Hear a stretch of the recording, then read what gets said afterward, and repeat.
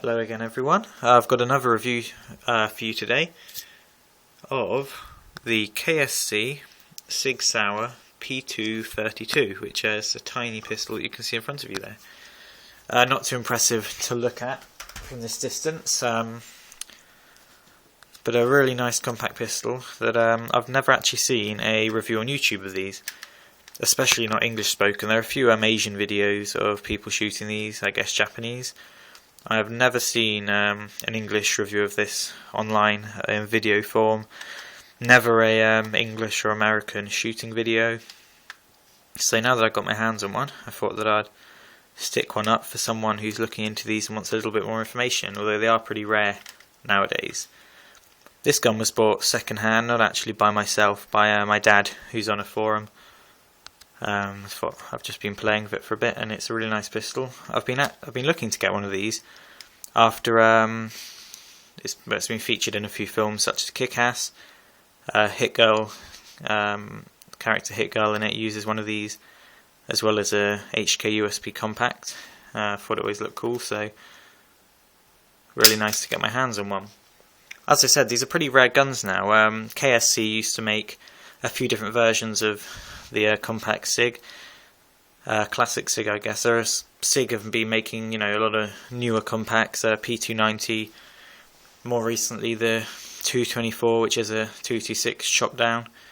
But this is sort of the classic compact, subcompact SIG pistol. KSC both make the SIG P232, or used to anyway, in hard kick and heavyweight models. This is just the standard, very plain. They also made the P232 silver model. They discontinued that and started making the P230, which is interesting because in the real steel they discontinued the P230 to pursue production of the 32, which has got slightly different slide serrations and safety features.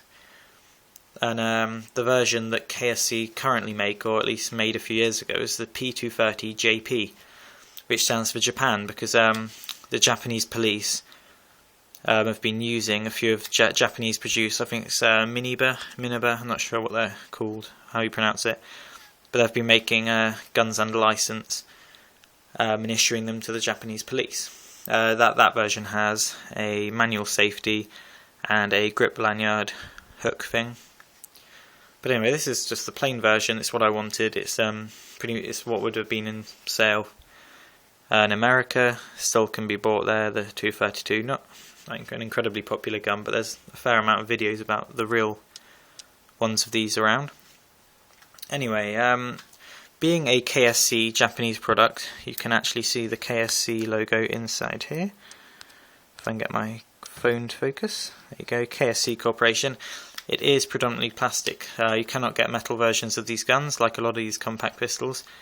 You can buy a metal kit for the KSC SIG 230, but it'll run about $400, and hardly seems worth it. But some people might go for that. Yeah, the gun is, as I said, designed as a subcompact. The real steel is a 32 ACP or 380 ACP compact pistol. This particular one is 9mm Kurz, or Kurz, I'm not really sure how you pronounce that, which means short in German, which is another term for the 380 or 9x17mm pistol cartridge. It is a small pistol, although not minute. If I compare it to a full-size Glock 17, you can see that it's very thin. That's one of the appeal of these single-stack PPK style guns. It's very thin. About the same length as a Glock 19 actually, so not tiny. Glock 26 is actually shorter than this gun. The grip length is quite short, but actually it's about the same size as a Glock 19. If you only skirmish, if you're mainly a skirmisher, I've got to say straight away I wouldn't recommend it. A Glock 19 is the same size except for the width, and obviously then you're going to get 21 rounds if you buy KSC or KJ. And it will be much more practical than one of these tiny things. But as for a collector, which is what I'd say I am, these are really nice pistols. There's a lot of information that you really can't find out about these. Because they're such rare pistols, there are never reviews of them, and even on the websites they don't say a lot about them. A few things I didn't know personally about this is that it comes with an adjustable metal rear sight, only adjustable for windage, not elevation, through that grub screw.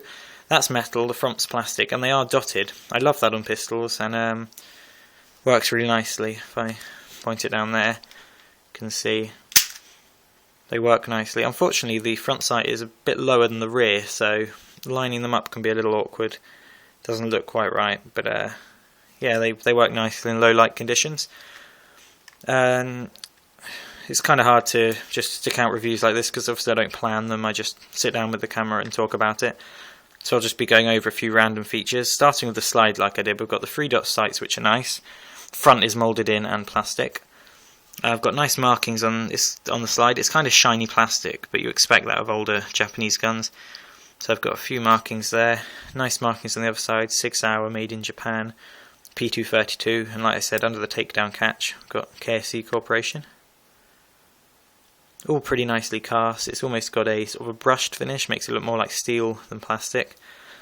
Hammer is of course metal. We've got half cock position, full cock. There's a blowback housing retaining pin.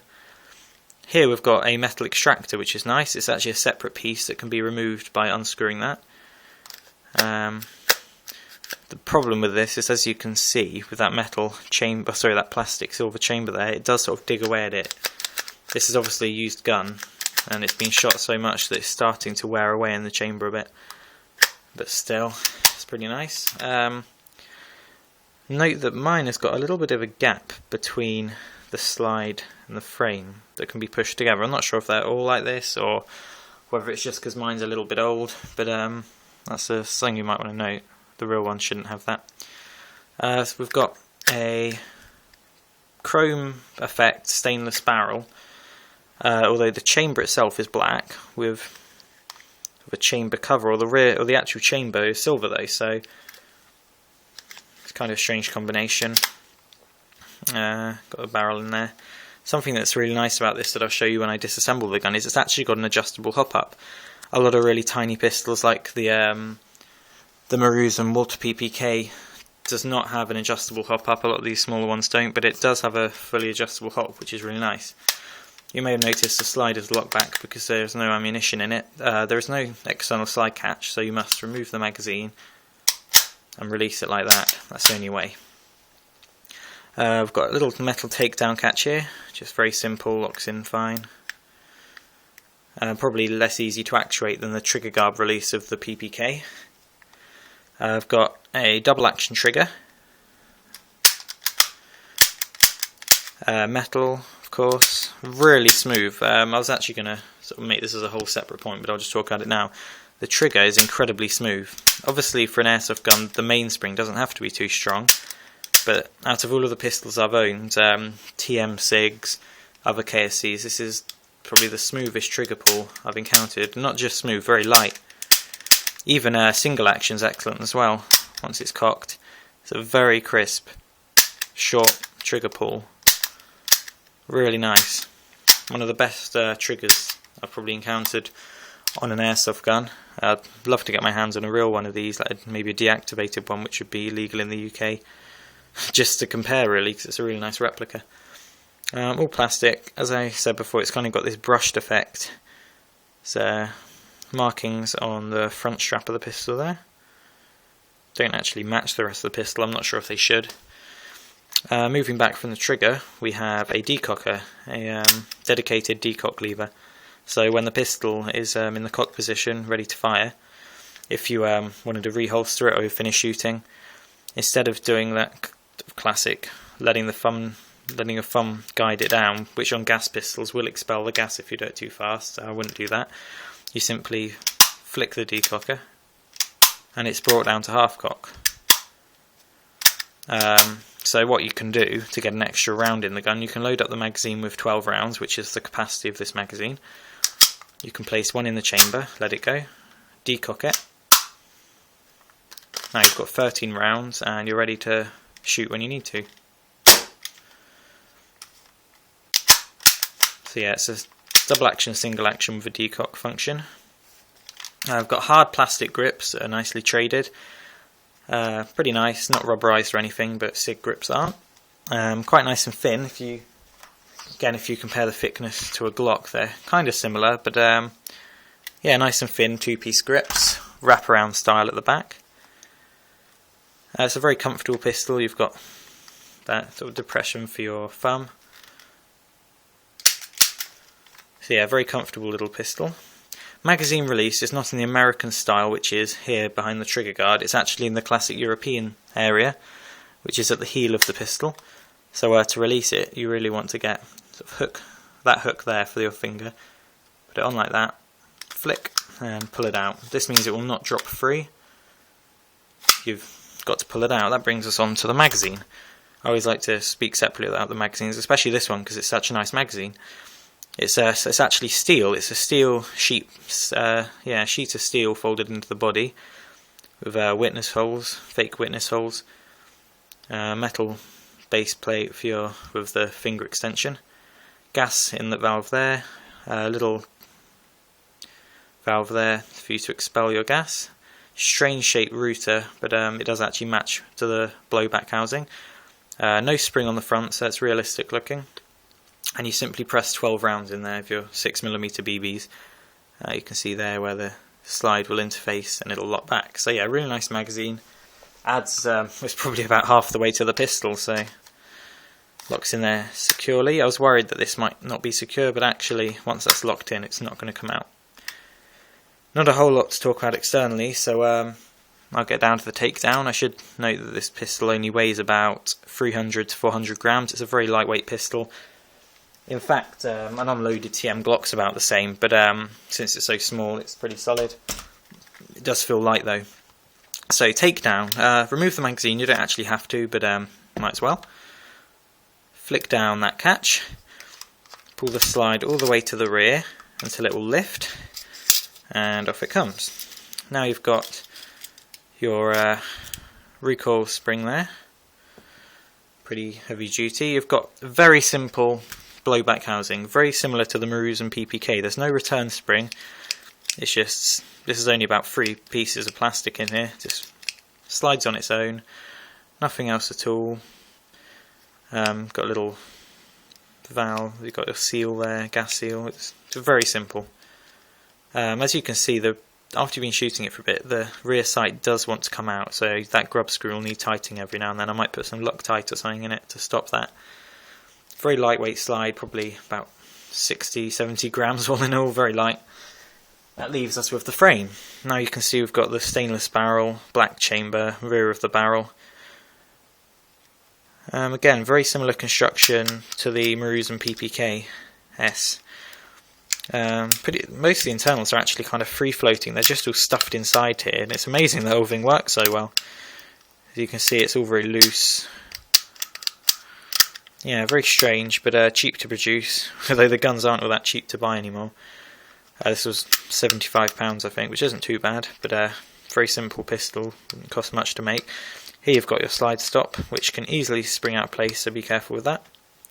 I was speaking about your adjustable hop-up. Maybe if you look down here, I'm not sure if you're going to be able to see it, but yeah, the hop unit is actually adjustable. This is surprisingly good actually. I really wasn't expecting very good performance, but I can show you how to adjust that actually. There's a little hole there, and all you do is put something in that hole and move it either down where it is now in the down position to lessen the hop up, or move it up to add more. In fact, I'll just get a screwdriver.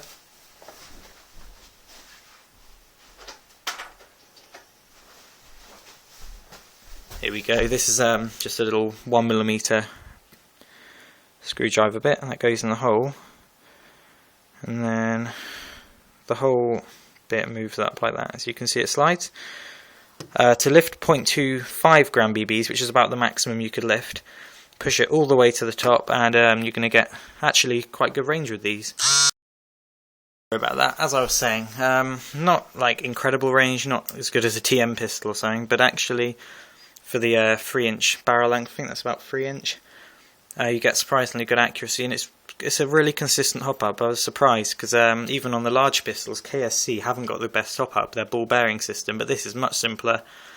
You get good range out of it, and I have no problem if I had some more mags taking this on a skirmish, unlike what some users of these have said. You know, they're just fun guns. They're not. You could quite easily skirmish with this.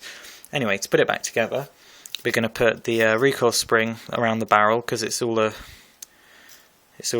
very compact design. What you want to do is compress it around the barrel, kind of hold it in that position with one hand if you can. And we're going to put the slide on. There you go, all the way back, down, forward, and then we can lock it. There you go. And this is a hard gun to show you shooting because obviously with no BBs in, it will lock back and there's no slide catch that I can hold to let it dry fire. But I can say that the kick's pretty good. As you can see here, I'm using Abbey Ultra Gas or 01 Pro Gas, it's the same stuff. A little bit of, sort of gas blast out the side, but some people have said don't use green gas. I'm not sure about that, I haven't used green gas. I'd say that medium power gases, so I guess that Ultra Air power gas, whatever it's called, that you can get in Europe, that seems okay. Pro Gas, Abbey Ultra really seems okay. I don't know if that's just the UK climate, but people have said the gas and the nozzles explode and things. I can't see that happening. It can handle it fine, just as the Maruzen PPKs can generally handle more powerful gases. Overall, you see these appear on forums sometimes. If you see it for a decent price and you're in the market for one or you're a collector, really I don't see why you shouldn't buy one. If you're purely a skirmisher, well, it's not going to be the most useful pistol. If you want something really tiny to hide, again, you could probably get a smaller, more practical pistol like a TM Glock 26. But for fun and for how comfortable it is with that great trigger pull, it's a surprisingly good shooter for the price and for the age of it as well, because it's a classic Airsoft guns. I'll probably put a shooting video up soon. Thank you very much for watching, and I'll have more reviews on the way. Thank you.